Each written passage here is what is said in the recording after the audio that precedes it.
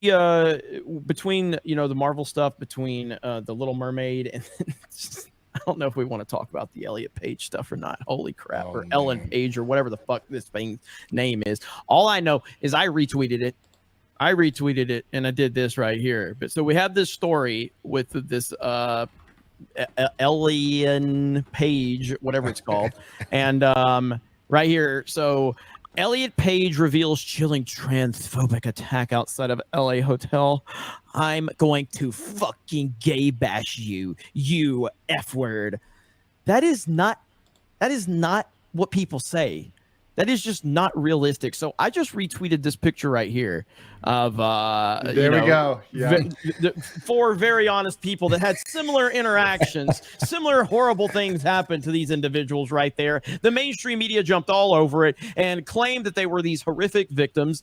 All we're missing is the MAGA country story from what we're hearing from this. So again, the media is going to blow this way out of proportion like they always do, and we're all sick and tired of it. And no one actually believes this. If you go to the replies of this post, it's like I had right here. So is this right here? Look at that.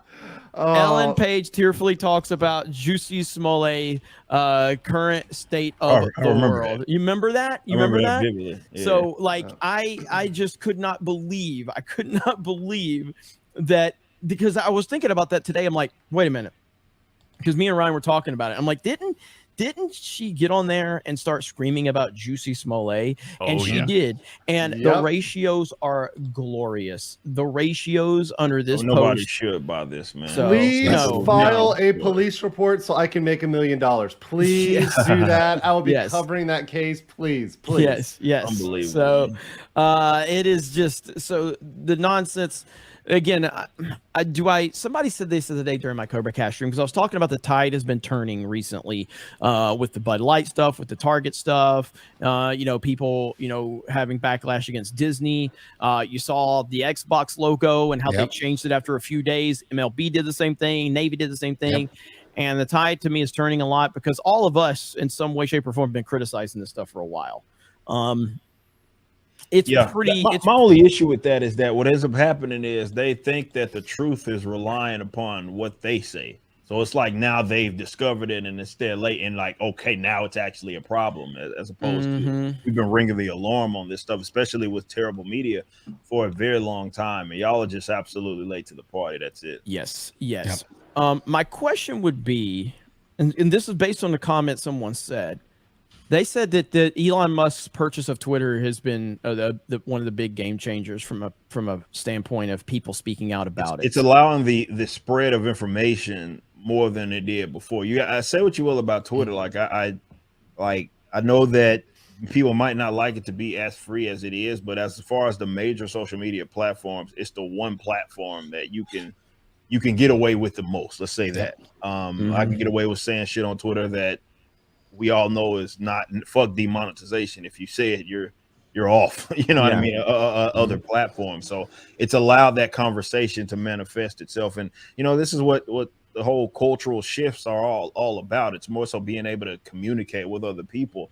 And the authoritarian left had got so good with infiltrating these and controlling the mediums that actually the mediums where people are, I guess, have high user bases and people are communicating on. And since they lost one, which is all it took, you could imagine if YouTube and Facebook had more freer, let's say, platforms, you could imagine this shit will be over with tomorrow. But a lot of normies end up tricking themselves into believing that, like, because it's not being allowed to, I know it sounds crazy to us, but because it's not being allowed to be talked about, then that must be the correct position. You know what I mean? Like, so it's it does kind of tend to become an echo chamber, but we saw that, for example, with COVID, right? It wasn't that, like, I mean, let's be clear, these guys got this disastrously wrong, but you had a lot of people believing in this because the folks that did try to speak out against it, what happened? Silenced. I mean, nuked from orbit. I mean, they got removed, they got deplatformed. Some of them, they got their livelihoods taken from them, debanked. I mean, these people got absolutely destroyed, or their licenses pulled. Those Bakersfield doctors. I mean, these are an assault on your livelihood. And I said, as a professional, because the second you speak out, people are going to come for your license. They're going to, throw in, if you're a doctor, they're going to report you there. If you're a lawyer, they're going to file bar complaints, right? Frivolous bar complaints. These things, they're coming for you as a person to completely delete you if you speak up. Yeah, absolutely, absolutely. Yeah. I think you can see.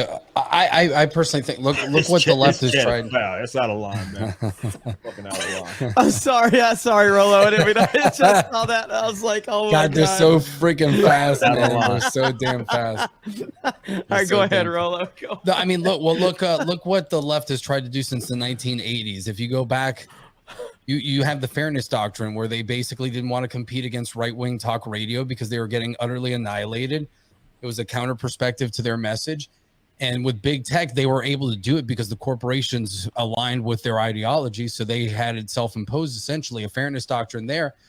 And now that there's a platform that the free marketplace of ideas, they actually have to compete, they get dominated. And that's one of the things that the left hates. That's why they hate the way that YouTube really grew up, because it allowed the right, libertarians, people that were more freedom-minded, to go out there, put their own message out on a platform that they didn't have to spend any money on. They didn't need millions of dollars from the corporate media or a government mouthpiece to amplify their message. And then now it's like, oh my God, we have to compete against these people. No, we got to put a damper on this, and that's what they've tried to do ever since, because that genie got out of the bottle, and they've been terrified since that happened. And now that people are waking up, they're going to go even crazier, but they can't hide it anymore because it'll be obvious to people.